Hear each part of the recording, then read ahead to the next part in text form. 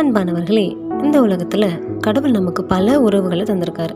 நம்ம எல்லாருக்குமே ரொம்ப பிடிச்சவங்கன்னு ஒரு சிலர் இருப்பாங்க. அம்மா அப்பானா ஒரு சிலருக்கு ரொம்ப பிடிக்கும், சிலருக்கு ஃப்ரெண்ட்ஸ், கசின்ஸ் அப்படின்னு ஒவ்வொருத்தருக்கும் ஒருத்தர் இருப்பாங்க. எந்த உறவாக இருந்தாலும் என்ன தான் சண்டை போட்டாலும் அவங்கக்கிட்ட ஒரு நாள் கூட பேசாமல் இருக்கவே முடியாது. ஆனால் ஒரு சின்ன தவறான புரிதலினாலும் இல்லை ஏதோ ஒரு காரணத்தினாலும் அவங்க கூட பேசாமல் இருந்து பெரிய விரிசல் விழுந்திருக்கும்.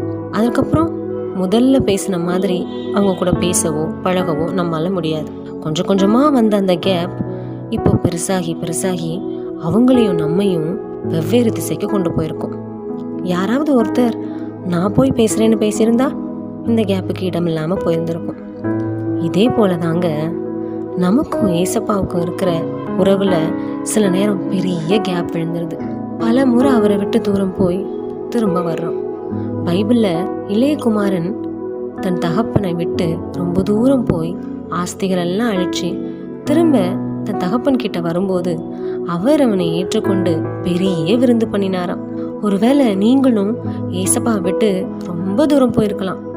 நான் நிறைய தவறு செஞ்சுட்டேன், நான் அவரோட பேசுவது கூட தகுதியற்றவன்னு நினச்சி கொண்டிருக்கலாம்.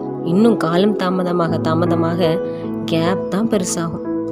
என்னிடத்தில் வருகிறவனை நான் புறம்பே தள்ளுவதில்லைன்னு ஏசப்பா சொல்கிறாங்க. ஏசப்பா அதே இடத்துல தான் உங்களுக்காக வெயிட் பண்ணிட்டு இருக்காங்க.